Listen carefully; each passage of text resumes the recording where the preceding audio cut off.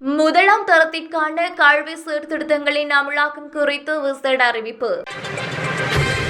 2026ஆம் ஆண்டின் தரம் 1, 2 மற்றும் 3ஆம் தவணைக்குரிய செயற்பாட்டு புத்தகங்களை விநியோகிக்கும் பணிகள் தற்போது ஆரம்பிக்கப்பட்டுள்ளதாக கல்வி அமைச்சு அறிவித்துள்ளது.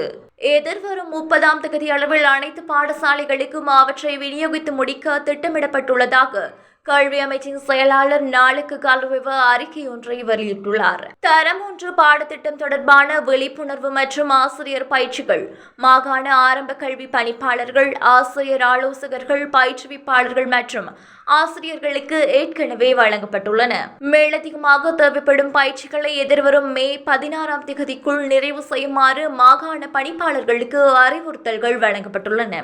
மேலும் தரம் 1இன் முதலாம் தவணைக்குரிய பாடப்பரப்புகளை பூர்த்தி செய்ய முடியாத பாடசாலைகள் காணப்படின் எதிர்வரும் 2ஆம் தவணையில் அந்த பாடப்பகுதிகளை பூர்த்தி செய்வதற்கு அதிபர்கள் நடவடிக்கை எடுப்பார்கள் என நாளுக்கு கல்வி வெளியிட்டுள்ள அறிக்கையில் மேலும் தெரிவிக்கப்பட்டுள்ளது.